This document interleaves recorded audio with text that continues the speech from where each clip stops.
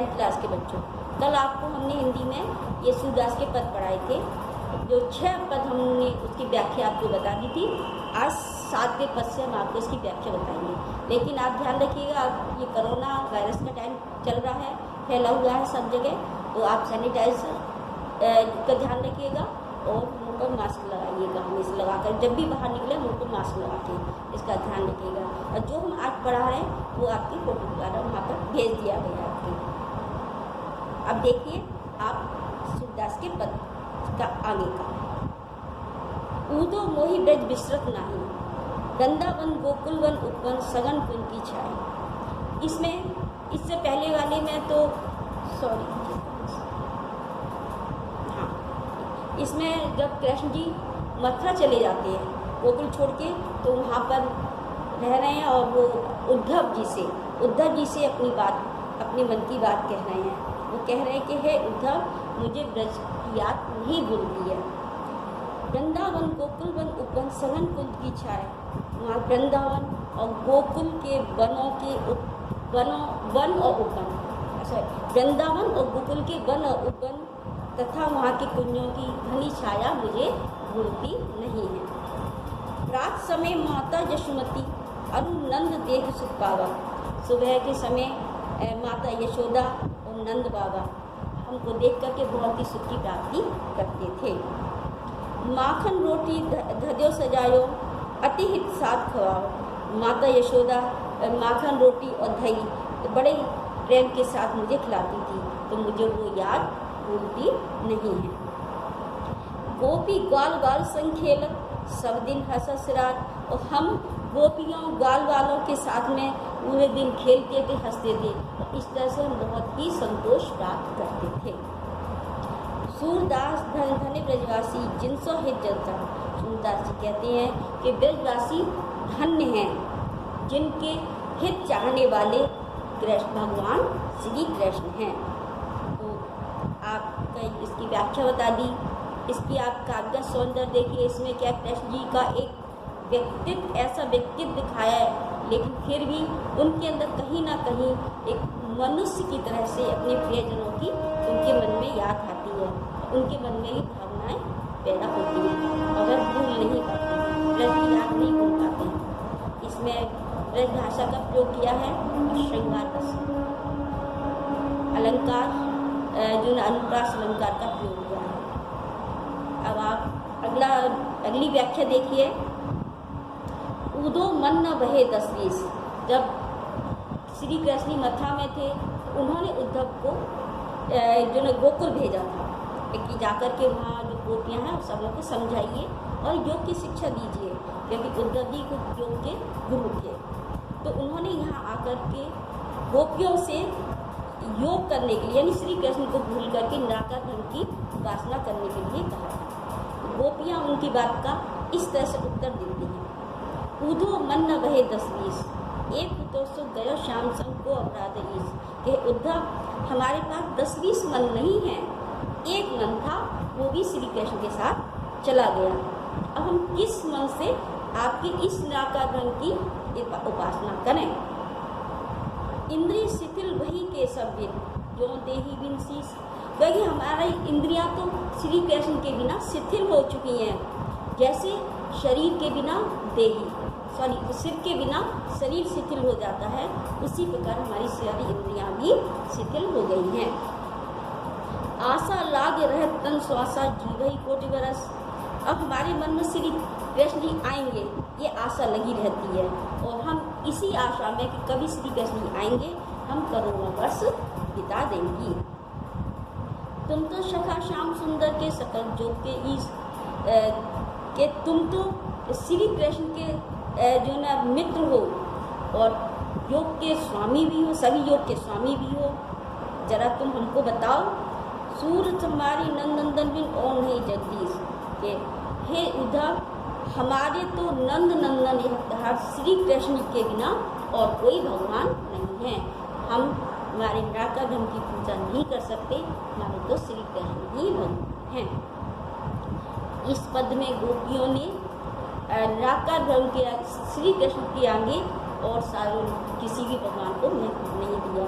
वो सिर्फ श्री कृष्ण भगवान को ही अपना भगवान मानती हैं। और इस पद में भी ब्रजभाषा का प्रयोग हुआ है।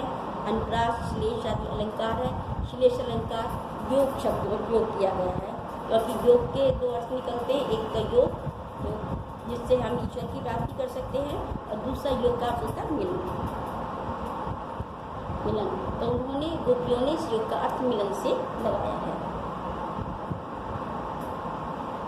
अब अगली व्याख्या देखिए। उधो जाओ तुम्हें हम जाने, शाम तुम्हें यहाँ नहीं पठाओ। अब इसमें गोपियाँ उद्धव जी से कह रही हैं, एक तरह से जो ना पूछ रही कि उनको व्यंग भी कस रही हैं कि तुमको यहाँ पे कृष्ण ने नहीं भेजा है, तुम रास्ता भूल के आ गए।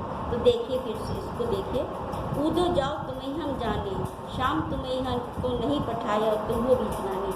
उद्धव जब हम तुम्हें समझ गए हैं, तुमको यहाँ पर श्री कृष्ण ने नहीं भेजा है, बल्कि तुम तो रास्ता भूल करके यहाँ आ गए हो। ब्रज नारी से योग कहे तो बात कहना न जाने, तुम ब्रज की स्त्रियों से योग की बात कहते हो, तुमको शर्म आना चाहिए। इसमें इसलिए कहा है कि योग में योग का जो है, योग को दिगंबर लोग अपनाते हैं। योग की दिगंबर अवस्था होती है, उसको ऋषि मुनि अपनाते हैं। इसलिए उन्होंने कहा कि तुम स्त्रियों से योग करने की बात कह रहे हो, तुमको शर्म नहीं आती है। बड़े लोग जो विवेक तुम्हारे ऐसे भयमान, तुम तो इतने बड़े हो, इतने ज्ञानी हो, तुम्हारे इतने विवेकी हो, और तुम ऐसे अज्ञानियों की तरह से बातें क्यों कर रही हो कि हमसे योग की बात कर रहे हो। हम तो कहीं लई हम सही के ये गुण ले उसे आने। तुमने हमसे कह दिया, ठीक है, हमने सहन कर लिया, लेकिन अब तुम ही किसी से मत कहना।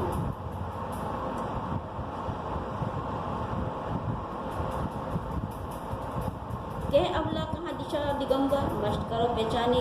क्या तुम नहीं जानते कि हम तो अबला स्त्रियां हैं, और कहाँ दिगंबर की अवस्था। तो क्या तुम्हारी बुद्धि क्या विवेक तुम्हारा समाप्त हो गया है कि तुम हमसे इस तरह से योग करने के लिए कह रहे हो। सांच कहो तुमको अपनी बूझत की बात जाने, सच्ची को हम तुमको अपनी शपथ दे करके कहती हैं कि हम तुमको कि तुम सोच समझ के बात करो। हम तुमको अपनी शपथ दे करके कहती हैं कि तुमको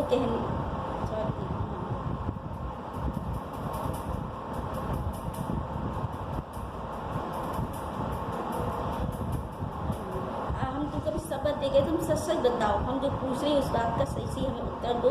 सूर श्याम जब तुम्हें पठाया तब ने को मुस्काने, क्या श्री कृष्ण जी ने तुमको जब यहाँ भेजा था वो क्या मन में थोड़ा सा मुस्काए थे, अर्थात वे समझते थे कि उन्होंने तुमको यहाँ पर क्यों भेजा।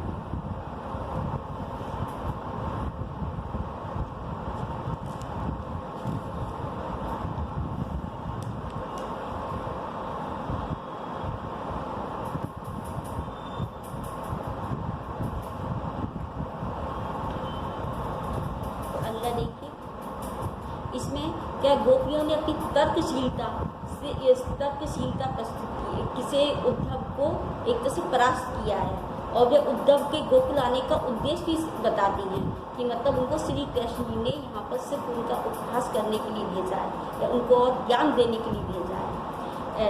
और इसमें श्रृंगार रस है और ब्रजभाषा का प्रयोग हुआ है, अनुप्रास अलंकार है।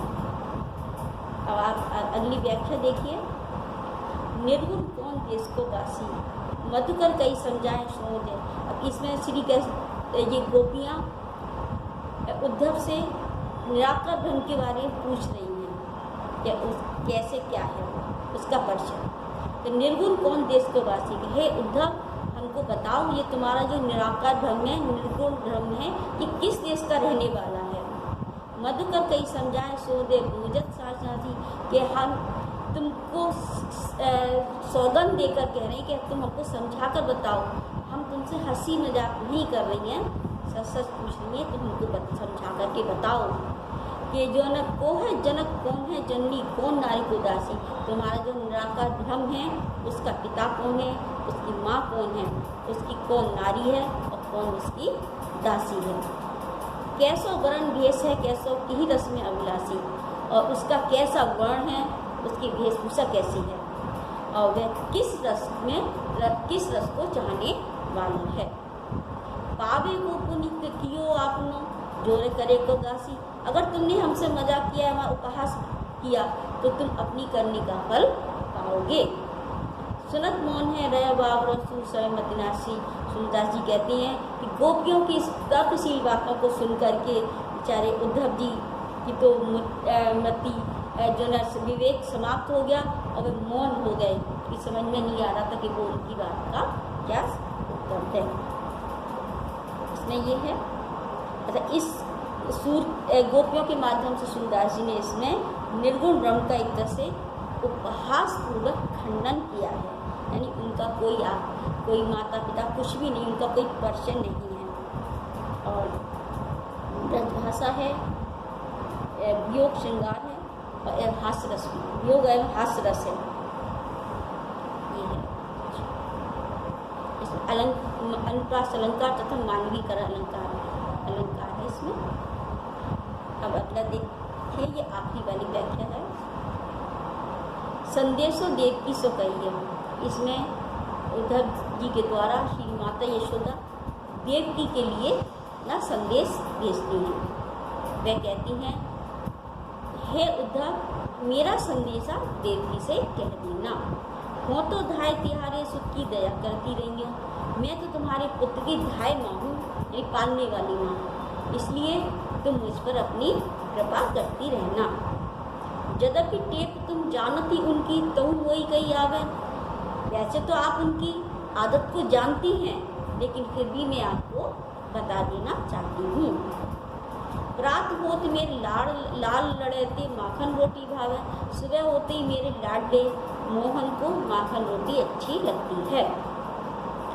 तेल उपटनों और तातो जल ताही देख भज जाते। तेल उपटन और गर्म जल को देख करके ये भाग जाते थे। जो माँ का सोई देती, क्रम करके नहाते, और जो मांगते थे क्रम से मैं उसको वही चीज़ देती थी, तब जाकर के वे नहाते थे। सूर पथक सुन मौन रहने दिन बड़े रहे। तो सुखदास जी कहते हैं कि माता यशोदा कह रही हैं कि हे पथिक, उद्धव को संबोधित कर रही है, पथिक सुनो, मुझे दिन रात मेरे हृदय में बहुत ही सोच बना रहता है, मुझे बहुत ही चिंता बनी रहती है। मेरो अलग लड़े तो मोहन होए कर संकोच। मेरा बहुत ही लाडला मोहन मांगने में संकोच करता होगा। इस तरह से यशोदा जी ने उद्धव के द्वारा देवकी जी के लिए संदेश दिया है। इसमें इस तरह से माता यशोदा का वात्सल्यता दिखाई है कि एक माँ को बच्चे की कितनी चिंता रहती है। और एक बाल हट भी दिखाया कि छोटे बच्चे जिद करते, इसका ही वर्णन किया है। और इसमें ब्रजभाषा है, अनुप्रास अलंकार तथा पुनरुक्ति अलंकार है और वात्सल्य रस का प्रयोग किया। ये आज आपका पाठ पूरा हो गया। ये आपके फोटो खींच गई है। अब आप इसका होमवर्क आपको व्हाट्सएप के द्वारा मिल जाएगा, आप इसको रिविजन करिए। अब हम आपका अगला पाठ तुलसीदास, आपने तुलसीदास की भी जीवनी कर ली है, उसकी रचनाएं जीवन परिचय। हम तुलसीदास वाला आपको पाठ पढ़ा दें, उनकी व्याख्या बता देंगे। देखिए तुलसीदास की ये दोहा है। उदित उदयगिरी मंच पर रघुवर बाल पतन, विकसे संत सरोज सब हर्ष लोचन में। ये आपकी काव्यखंड का दूसरा पाठ है, धनुष भंग से लिया गया है और ये तुलसीदास द्वारा रचित श्री रामचरितमानस के बालकांड से उद्धृत है। ये इसमें धनुष भंग का वर्णन किया गया है। जब सीता जी का स्वयंवर हुआ था, वहाँ धनुष भंग करने के लिए सभी राजा लोग आए थे और वहाँ विश्वामित्र जी के साथ में राम लक्ष्मण जी थे। तो सभी राजा लोग धनुष को उठाने की कोशिश करके थक गए थे। उसके बाद जब मुनि विश्वामित्र की आज्ञा से जब रामचंद्र जी मंच पर खड़े होते हैं, उस समय का वर्णन है। उस समय उदित उदयगिरी मंच पर रघुवर बाल पतन विकसित संसरोत्सव हर्षोल्लोचन है। जैसे ही रामचंद्र जी धनुष के लिए मंच पर खड़े होते हैं तो उस समय ऐसा लगता है मानो मंच रूपी उद्याचल पर्वत पर बाल रामचंद्र रूपी बाल सूर्य का उदय हो गया हो। ठीक है, फिर से सुनिए। मंच रूपी उद्याचल पर्वत पर श्री रामचंद्र रूपी बाल सूर्य का उदय हो गया हो और सूर्य के उदय होते ही वहाँ पर स्थित सभी संत रूपी कमल खिल गए तथा और उनके भावरे रूपी नेत्र प्रसन्न हो गए। जिस प्रकार जब सूर्योदय होता है, सूर्योदय के होते ही सारे कमल के फूल खिल जाते हैं और कमल के फूल के खिलने के बाद उसमें जो भंवरे होते हैं वो स्वतंत्र हो जाते हैं, इसलिए वो खुश हो जाते हैं। उसी प्रकार धनुष तोड़ने के लिए जैसे ही रामचंद्र खड़े हुए तो वहाँ पे स्थित जो सभी संत थे, मुनि थे, उनको विश्वास हो गया कि रामचंद्र जी अब धनुष तोड़ देंगे और वे सभी प्रसन्न हो गए थे। ये इस दोहे का अर्थ है। अब आप ये देखिए चौपाइयाँ हैं। नृपन केरी आशा निसिनासी वचन नखत अली अवलीन प्रकाशी। इसमें जैसे ही रामचंद्र जी जो न धनुष भंग से पहले जैसे ही रामचंद्र जी खड़े हुए, रामचंद्र खड़े होने पर वहाँ पर स्थित जो भी राजा थे उन सबों की आशा रूपी जो रात्रि थी वो समाप्त हो गई, क्योंकि पहले उनको आशा थी कि शायद हम धनुष तोड़ देंगे कोई भी, लेकिन जैसे ही राम खड़े हुए तो उनकी सारी आशा समाप्त हो गई। वचन नखत अवलीन प्रकाशी, और जैसे कि सूर्योदय होते ही सारे तारे छिप जाते हैं, उसी प्रकार जो उनके अभिमान भरे जो वचन थे, कपट भरे, वो सब के सब शांत हो गए। मानी नहीं कुमुद सब चाने कपटी उल्लूक लुकाने, और जो वहाँ पे अभिमानी जो कुमुद रूपी जो राजा थे वो सब के सब जागे, क्योंकि सूर्य होने पर जो कुमुद के फूल हैं वो जो है ना मुरझा जाते हैं। उसी प्रकार वहाँ पर जो अभिमानी राजा थे वो भी सारे कुमला गए, क्योंकि अब उनकी आशा खत्म हो चुकी थी। कपटी भूप उल्लू लगाने, और जो कपटी राजा थे वो उल्लुओं की तरह से छुप गए, क्योंकि उल्लू जो ना दिन होते ही वो छुप जाते हैं। वह विशोक कोप मुनि देवा, और वहाँ पर जो मुनि थे वो कोप यानी चकवा पक्षी के समान शोक रहित हो गए, क्योंकि जो ना चकवा पक्षी है वह क्या है, रात में अपनी चक्की से अलग हो जाता है, लेकिन दिन में ये दोनों मिल जाते हैं। उसी प्रकार वहाँ पर जो स्थित जो भी मुनि और देव थे वो भी उनकी तरह से प्रसन्न हो गए। बरसई सुमन जनावी सेवा, और जितने भी वहाँ पे जो देवता थे उनके ऊपर फूल बरसा करके अपनी सेवा भाव को प्रकट कर रहे थे।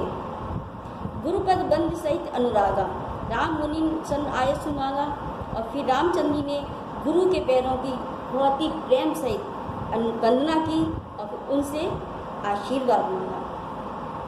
शहरी चले सकल जग स्वामी मत मंजुवर गुंजर गानी, और जो पूरे संसार के स्वामी श्री रामचंद्र जी बहुत ही साधारण तरीके से चले, और ऐसा लग रहे जैसे कि मानो कोई मदमस्त हाथी चला जा रहा हो।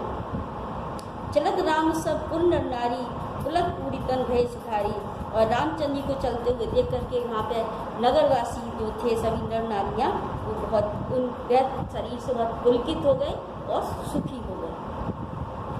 बंदी पितर सुरसकत समारे जो कछ पुण्य प्याऊ हमारे, और वह सभी अपने पूर्वजों को, देवताओं को और अपनी पुण्य कर्मों को याद करने लगे और कहने लगे कि हमारे जो भी पुण्य कर्म हैं वो आज उनका फल मिल जाए।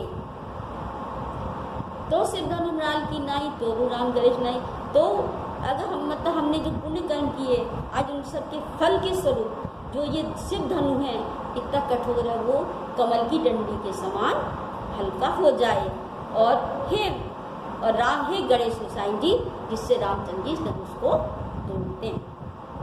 ये आप तो पहली सारी चौपाइयाँ हो गई। इसमें श्री रामचंद्र जी के वहाँ की मंच की विशालता का, श्री रामचंद्र जी के सौंदर्य का वर्णन किया है।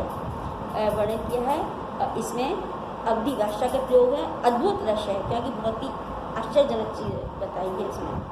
और ये इसमें दोहा तथा चौपाई छंद है। अलंकार उपमा, रूपक और अनुप्रास अलंकार। अब आप आगे अगला दोहा। रामई प्रेम समेत लखी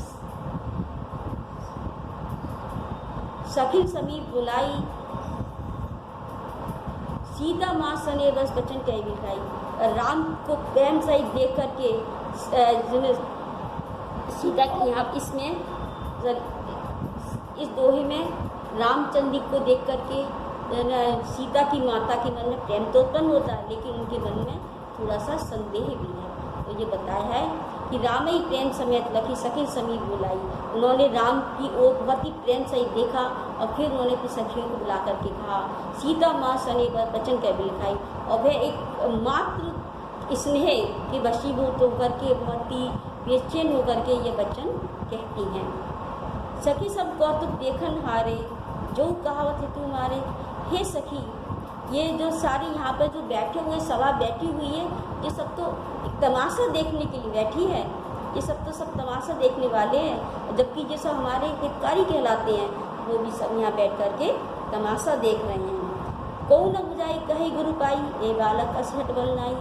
कोई भी गुरु विश्वामित्र को नहीं समझाता है कि ये बालक ऐसी हट करने के लायक नहीं है।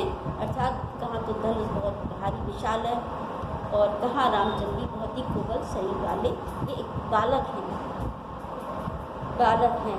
तो ये मतलब ऐसे धनुष को नहीं तोड़ सकते हैं। रावण बाण छुआ नहीं चापा, हारे सकल भूप करिदापा। जिस धनुष को रावण और बाणासुर ने छुआ भी नहीं और सारे जो राजागढ़ थे वो भी घमंड कर करके और धनुष को हार गए। घमंड करते थे जो वो सभी हार गए, वो धनुष को हिला भी नहीं पाए। सो धनु राजकुमार कर दे ही बाल मराल की मंदन। और वही धनुष इन राजकुमारों को दे दिया है, इतने कोमल शरीर वाले राजकुमारों के हाथ में दे दिया है। कहीं हंस का बच्चा मंदाचल पर्वत को उठा सकता है।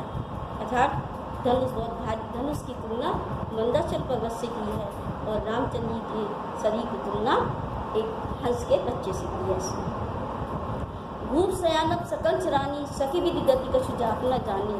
और वो रानी कहती हैं कि ये राजा का भी पता नहीं विवेक कहाँ चला गया है, वह भी सब कुछ वह भी विवेक से काम नहीं कर रहे हैं।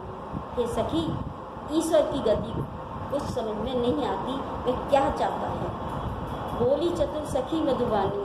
और जब माता सीता ही माता बोल के चुप हो गई तो उनकी कोई एक चतुर सखी बहुत ही मधुबानी में उनसे बोली, तेजवंत लोग गणिय न रानी के। हे रानी, ये जो तेजस्वी होते हैं उनके छोटेपन को नहीं गिनना चाहिए, उनके छोटेपन को महत्व नहीं देना चाहिए। क्योंकि कै गुंबज के सिंधु अपारा, सो सकल संसारा। क्योंकि जैसे कुंभ से जन्म लेने वाले अगस्त्य ऋषि, कहाँ तो छोटे से अगस्त्य ऋषि और कहाँ इतना विशाल समुद्र, और उन ऋषि ने इतने विशाल समुद्र को सोख लिया था। इसलिए तेजवान लोगों के छोटेपन को महत्व नहीं दिया जाता है।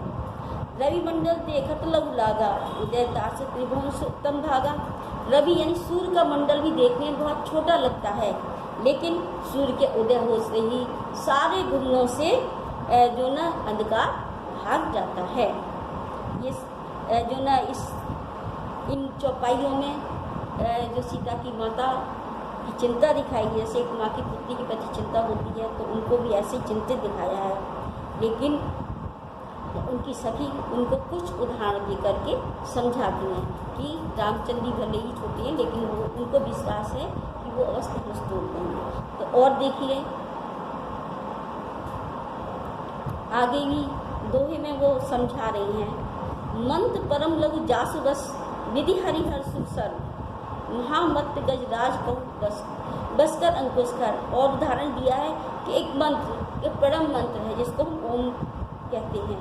तो वह का ये जो परम मंत्र है वो एक छोटा सा होता है, लेकिन ब्रह्मा विष्णु महेश और सभी देवता उस मंत्र के वश में होते हैं। अर्थात हम छोटे से मंत्र के जाप के द्वारा हम सभी देवताओं का साक्षात्कार कर लेते हैं। महामंत्र गजराज को बस का अंकुश कर, और विशाल मदमस्त गजराज को भी जो महावत एक छोटे से अंकुश से बस में कर लेता है। इस सभी पदों में, इस चौपाइयों पर और जो ना दोहों में भी अवधी भाषा का प्रयोग किया गया है, और इसमें वात्सल रस है, चौपाई और दोहा छंद का प्रयोग है, अनुप्रास अलंकार है। अब आप आगे की और चौपाई देखिए। अभी इसमें और भी उदाहरण दे रही उनकी सखियाँ, रानी सीता की माता की सखियाँ उनको और भी उदाहरण दे रही हैं। काम कुसुम धनुषायक लीने, सकल भुवन अपने बस कीने। कहते कामदेव का जो धनुष होता है वो फूलों का बना होता है, नाजुक फूलों का बना होता है, लेकिन वह उसी धनुष से सारे भुवनों को अपने बस में कर लेता है। इसलिए देवी तजिए संचौ अस जानी, भंजब धनुष राम सुनानी। इसलिए हे देवी, आप अपने संशय को त्याग दीजिए। हे रानी सुनो, रामचंद्र जी अवश्य धनुष को तोड़ देंगे।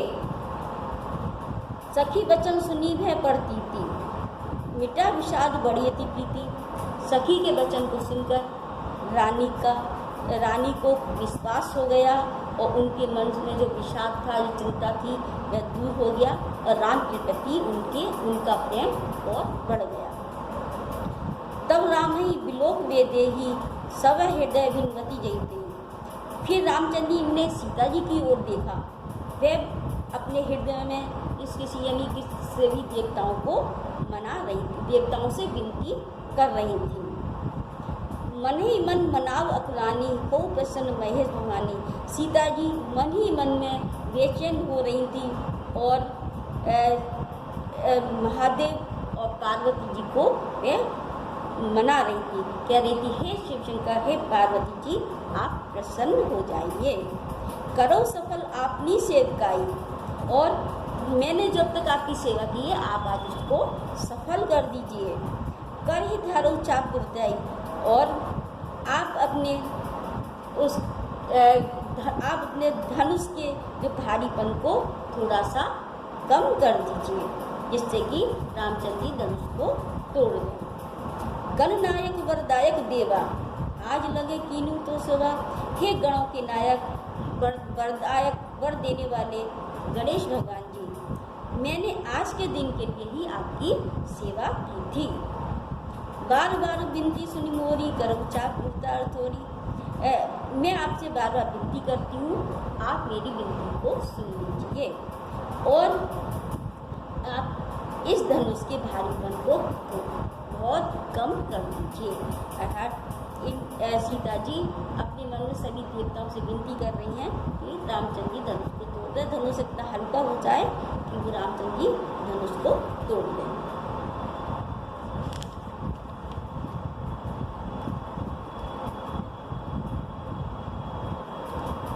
इसमें ये भी चौपाई छंद है, ये भी दोहा और चौपाई छंद है। इसमें भी अवधी भाषा का प्रयोग हुआ है, और भक्ति रस है। छंद तो चौपाई दोहा है। अलंकार अनुप्रास और पुनरुक्ति अलंकार है इसमें, ठीक है। अगला देखिए दोहा। देख देख रघुवीर तन, सुर मनाव धरधीर, भरे विलोचन प्रेम जल पुलका वरिशरी। जो ना सीता जी रामचंद्र जी की ओर बार बार देखती हैं, और वह सभी देवताओं को और सभी को मनाती हैं, धैर्य धारण, इस प्रकार धैर्य धारण करती हैं।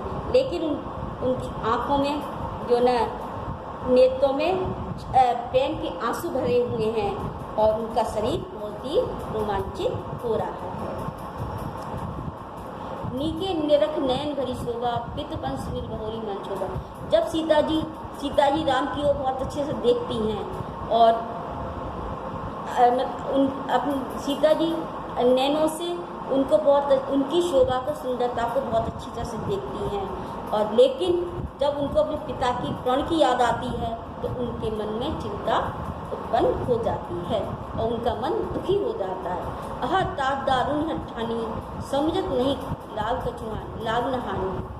और वह मन में कहती कि हे पिताजी, तुमने बहुत ही कठिन प्रण ठान लिया है।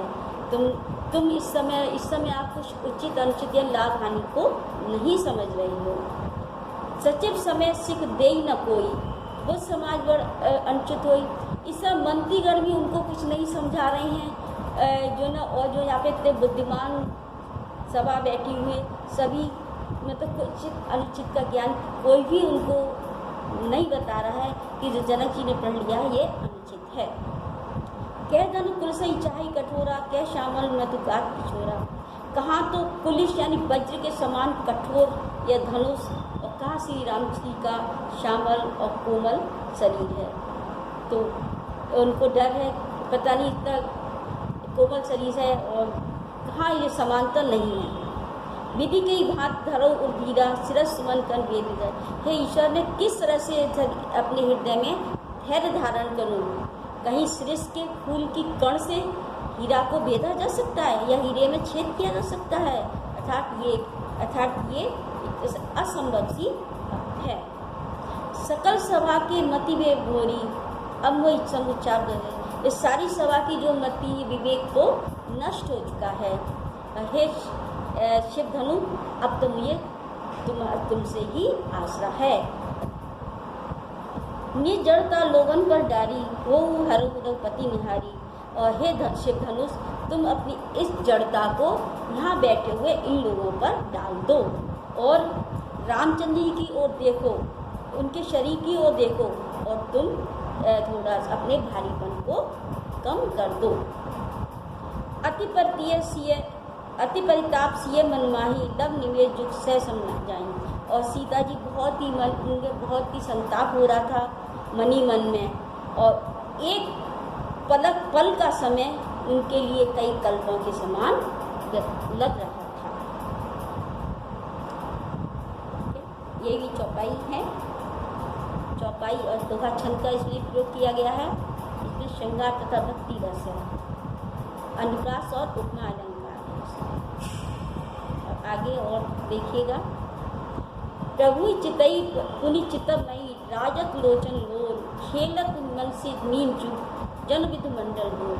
तो सीता जी कभी राम की ओर देखती हैं, लेकिन लज्जावश पृथ्वी की ओर, और ये क्रम बना हुआ है, राम की ओर और फिर पृथ्वी की ओर देखने का।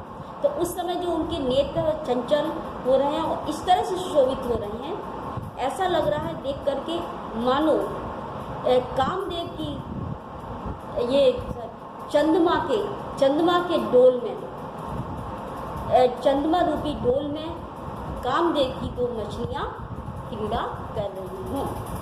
एक बार फिर से देखिए, सीता जी बार बार कभी राम जी को और कभी पृथ्वी की ओर देख रही हैं। ये क्रम बना हुआ है। उस समय उनके जो नेत्र चंचल हो रहे हैं और ऐसे प्रतीत हो रहे हैं कि मान लो चंद्रमंडल रूपी डोल में कामदेव की दो मछलियाँ क्रीड़ा कर रही हैं। चौपाई देखिए। गिरा अलिनी मुख पंकज रोकी, प्रकट न लाज निशावसों की। सीता जी रामचंद्र जी को देख रही हैं, लेकिन मुख से वो कुछ बोल नहीं पा रही हैं, अर्थात मुख रूपी कमल ने उनकी भंगी रूपी वाणी को रोक लिया है और लज्जा रूपी रात्रि के कारण वह प्रकट नहीं हो पा रही, अर्थात लज्जा के कारण वह कुछ बोल नहीं पा रही हैं। लोचन जरूर है लोचन कोना, जैसे परम कृपण कर सोना। और दुख के कारण उनकी आँखों में आंसू आ रहे हैं, लेकिन वो आँख के कोने में ही रुके हुए हैं, वो उनको बाहर नहीं आने दे रही। उसी प्रकार जैसे बहुत ही कंजूस जो न व्यक्ति का सोना एक कोने में पड़ा रहता है, इसी प्रकार उनके आंसू भी आँख के एक कोने में ही जो न रुके हुए हैं। सकुची व्याकुलता बड़ी जानी, धीरे धीरे प्रतीत हो रानी, और वह बहुत ही व्याकुल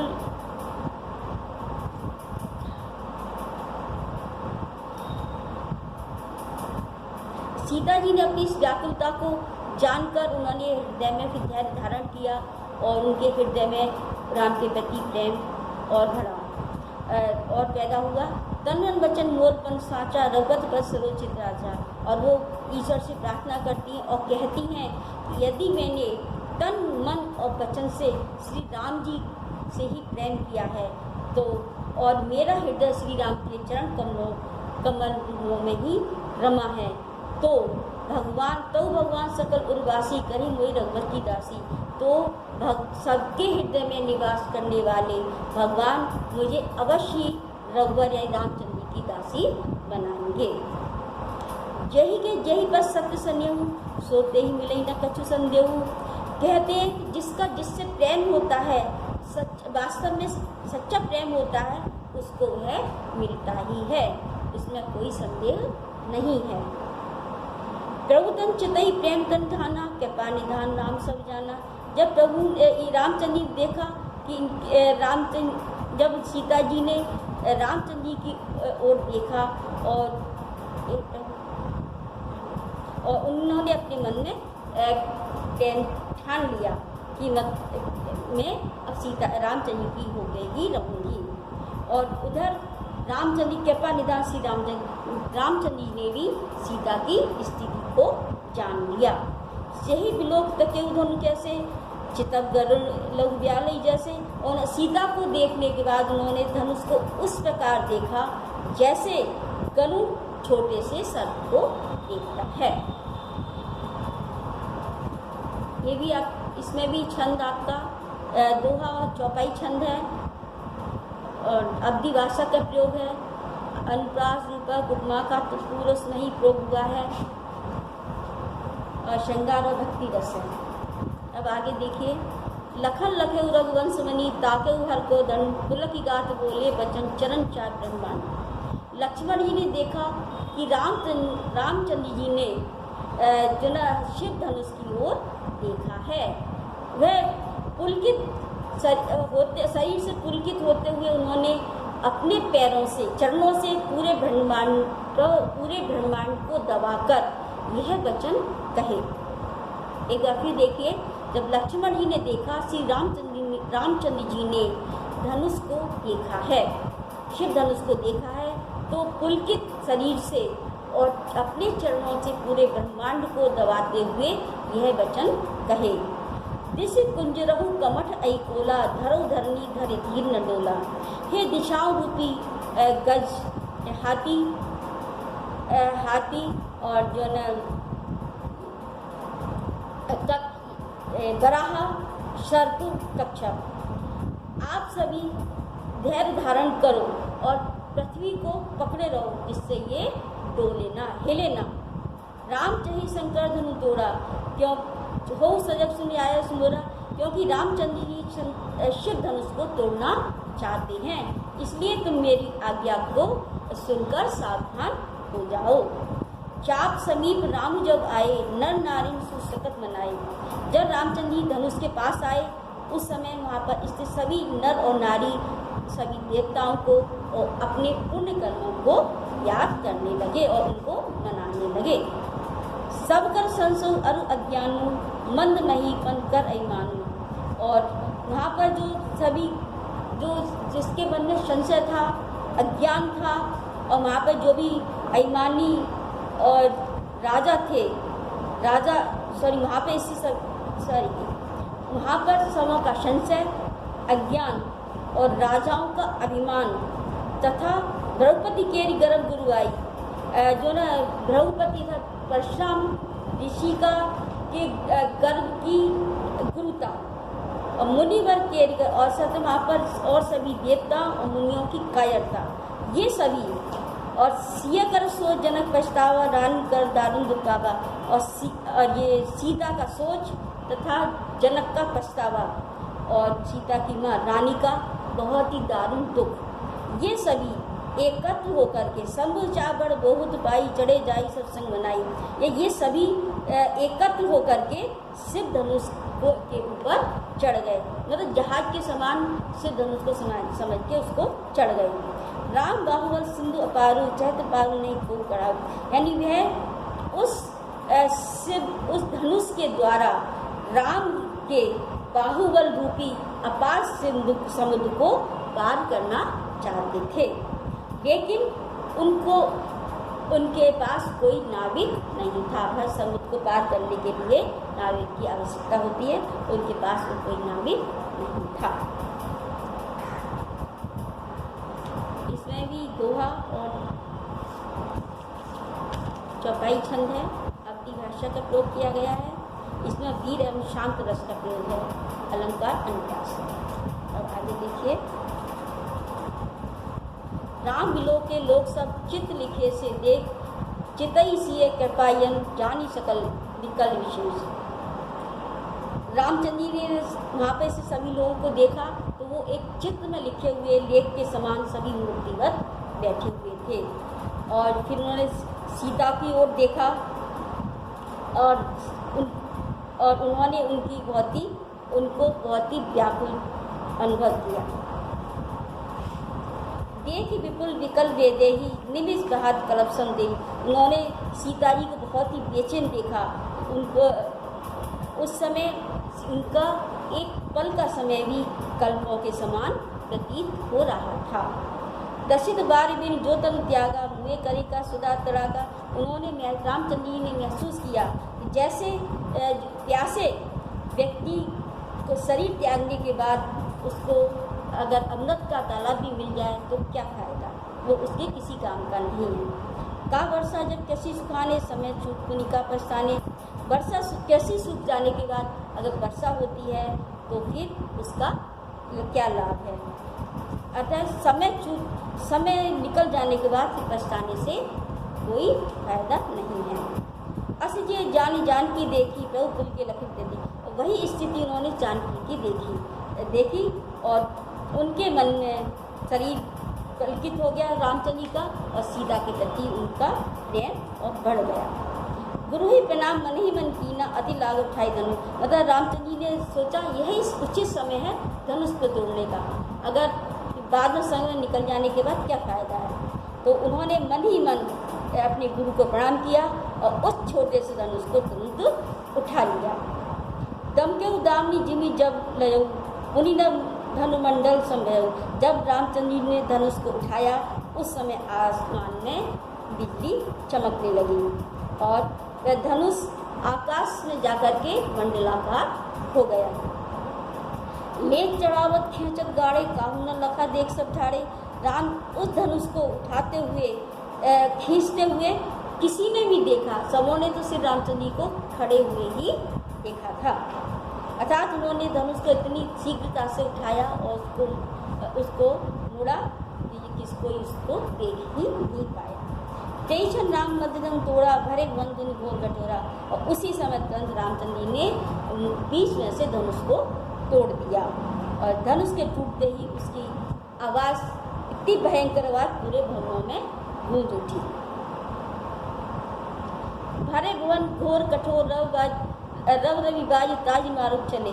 जैसे ही धनुष की टूटने की आवाज़ पूरे भवनों में फैल गई और उसकी आवाज़ की भयंकरता के कारण सूर्य के जो घोड़े हैं वो भी अपना मार्ग छोड़कर चलने लगे।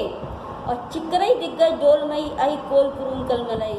और हाथी चिंघाड़ने लगे, पृथ्वी डोलने लगी। सर्प कच्छप और शेषनाग,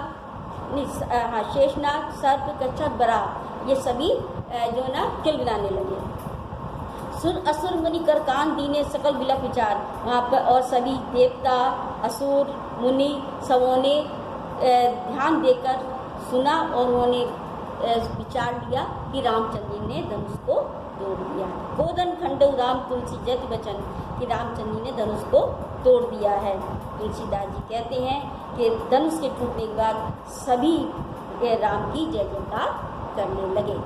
ये इसमें धनुष टूटने की स्थिति का वर्णन किया है, अवधी भाषा का प्रयोग है और ये दोहा और चौपाई।